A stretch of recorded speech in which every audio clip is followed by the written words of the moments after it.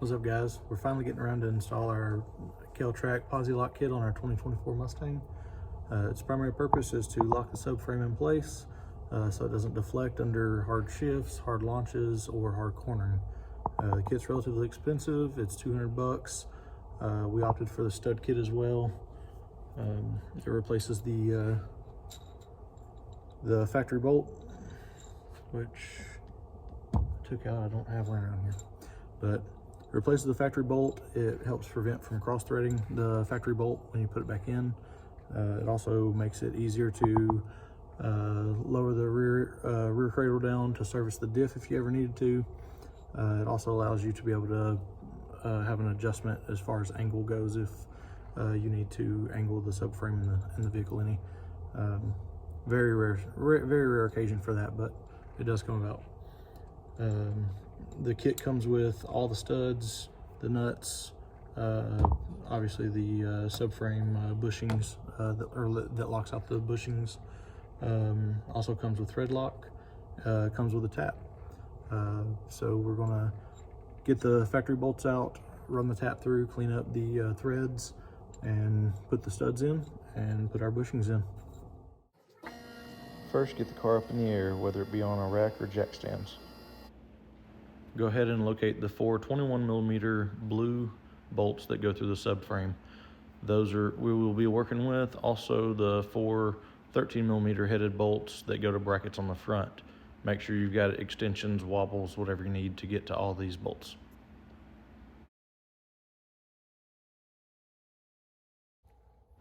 First, you need to take the 13mm bolts out, then take the 21mm bolts out second. Doing this the other way would cause the 13s to bind up.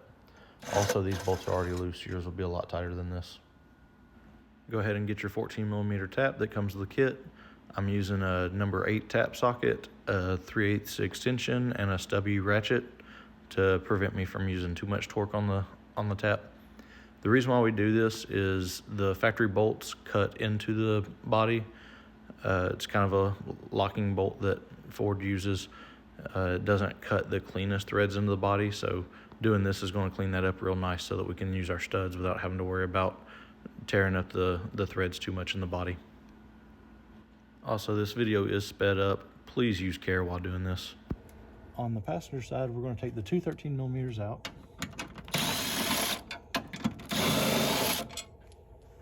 And then I took my breaker bar and my 21mm, and I loosened this bolt about 4 turns, and that allows the whole front of the subframe to drop down. Now, after that's been done, these are the 2 shims that we're going to use for the front. It's the thicker of the 2. They're both about 1/4 inch. These 2 sets are used for the rear. This is the thinner washer, and then this piece. Now, you can see here, there's about 3/8 inch, and I should be able to get this bushing in. If it doesn't fit, go ahead and lower the other side down just a hair more with the 21mm bolt. You want to lower it down as little as possible, but that get in there. So if you just want to do like 3-4 turns, try over here, and if that doesn't work, go ahead and lower it another turn or 2 till you get that in. And then that centers, once you get it in place, it'll kind of click in place and it'll center itself. You can wiggle it around and feel that it's on top of that sleeve correctly. Go ahead and install this ring around here. It just presses on there and it'll actually stay. I went ahead and put some thread lock on the stud, and now we're going to run it up in there, and it runs right in. All right, so once you get the stud in, you've got the sleeve on the top and sleeve in the bottom where they go. You want to stack your 3 washers. There'll be a big silver, a bigger gold, and a smaller gold washer, and then your nut. Don't forget your Loctite. So we're going to run these basically finger tight. We'll do the other side, get it done, and we'll leave all of them loose, and then at the very end you'll see why. You'll have to center the rear end to be able to get the back pieces in, the collars, and you'll tighten the back two first, and then you'll move to the front and tighten the front two. Again, on this side, you'll have your 3 washers, thread lock, and then you go ahead and run your nut up and just leave it finger tight for now. So once we're done with the front, we can move to the back too. We've got the bolt is right here above the exhaust, kind of in the front. On jack stands, you might have a hard time getting to it with the exhaust or the wheel both on. Maybe you could get to it, but I'm on a rack, so it's a little easier. I can get my breaker bar up and kind of maneuver it around the exhaust and get it loose. And I've got these loose already. It's going to be the same as the front. You'll take one all the way out, and then the other side you will loosen say 4 or 5 threads, turns, and we'll do it just like before. The back does not have any bracketry or extra bolts or anything like that, so it's just these big bolts. After you get the driver's side bolt out, we're going to go to the passenger side and we're going to loosen it up 3 to 4 turns, just like we did the front. Okay, once you've got the bolt out, forewarning, this piece right here is the most difficult part of the whole install. The problem is getting to it with a pry bar. Again, on the ground is going to be difficult. On the rack, I was able to get a large enough pry bar in to come from an angle like here. And once I got to where I could pry it at this angle, I'm trying to show the angle, I pried off of the subframe right here and off of the backside right there, and just everything I had to pry it off, and it came right out. I've seen some people that they're actually pressed in there. I've seen some people that could pry it out with no problem. Mine, for some reason, that thing was frozen there pretty good. So I could not get it from pried out from this side. I had to pry it from that angle to be able to get enough force on it to get it to come off. It's just kind of stuck up in there now, but that shows you. Again, it's pressed on there, so yeah, good luck on the ground for sure. On the rack, you can definitely get in there and get a little easier. I guess if you got it high enough up on some jack stands, you can get in there and pry it pretty good. This was the pry bar I used to give you an idea.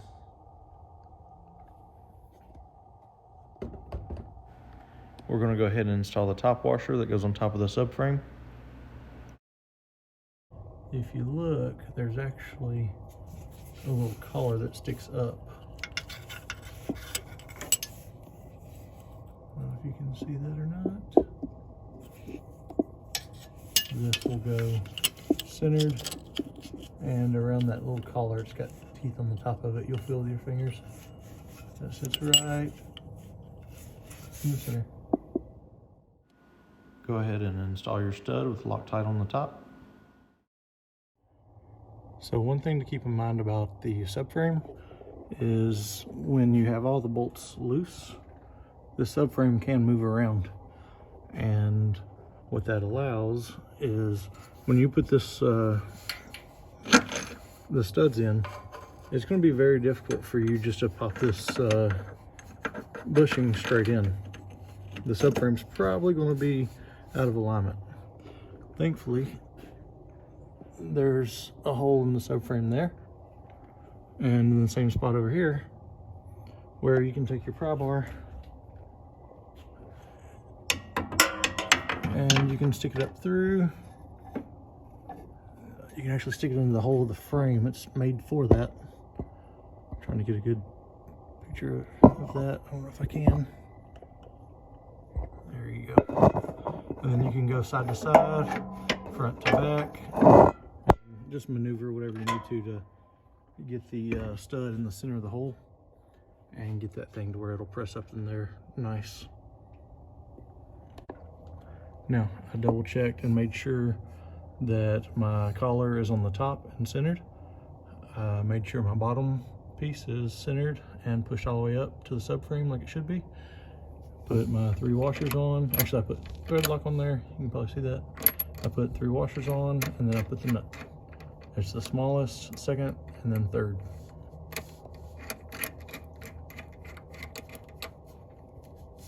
And then those are just finger tight, and now we do the other side. Loctite on our stud.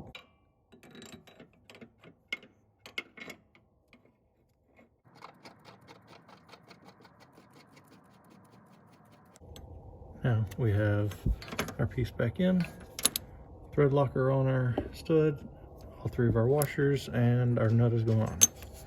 That'll get torqued to 120 foot-pounds. Again, if you're using the factory bolts, it'll be 129 foot-pounds.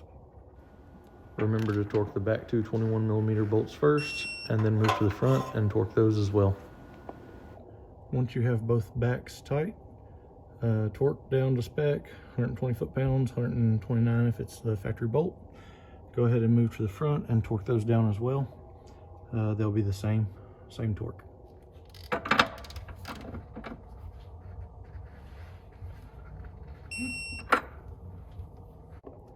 After torquing all 4 of those, go back and tighten your 13mm.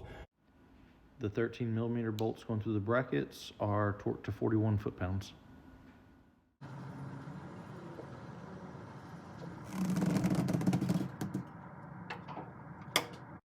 Now, if you did take the wheels off during the installation, be sure to retorque those to the factory spec of 150 foot-pounds.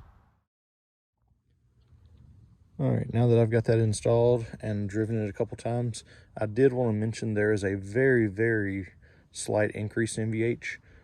Not enough to negate any kind of benefits, but I just wanted that to be mentioned. And it's almost not even mentionable. It's such a slight increase. If you drive, this car's got actual exhaust. If you drive with, even in sport mode, it's, you know, not even noticeable at that point.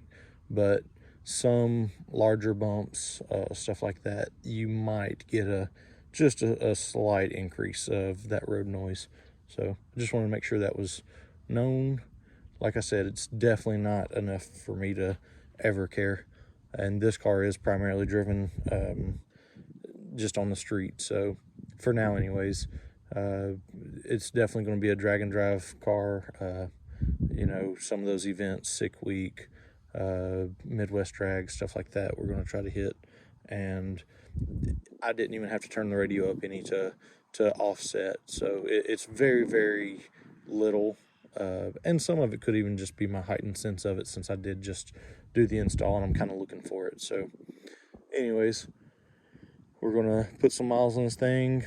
Still waiting on tuning support. I'm hoping that's coming soon. There's been rumors that they're working on it, but you know how that is. There could be rumors that it's going to be another couple weeks, and it could still be months and months on out. So anyways, the plan is still, I believe I'm leaning towards going the Pro Charger route. I've been talking with Eric over at Pro Charger, and hopefully that's the route that we take with this thing. If not, it's possible I'll put twins on it. I'm not too fond of the Whipple. The look of it just didn't really fit what I'm wanting out of the car. So anyways, that's a wrap for this one. I do have a STI that I picked up that I was going to put a motor in and replace my Daily with, the little Fiesta ST with, but I think I'm just going to go ahead and sell this thing because I started another project, which will allow me to shoot more video and get a lot more content. I've been kind of MIA for the past 2 or 3 months, just slammed with work and too many other things going on. I didn't have a whole lot of racing content, so it took me a minute to figure out which direction to go with content. So anyways, I'm hoping to have some more stuff ordered for the S650 soon. The shop should be up 4 to 6 weeks, and I'll be taking in wiring jobs for aftermarket ECUs, stuff like that. I've got some product that I'm going to start making out of the shop. Some might even be for the S650. So again, keep in touch, and be sure to like and subscribe, and hopefully this video helps you out.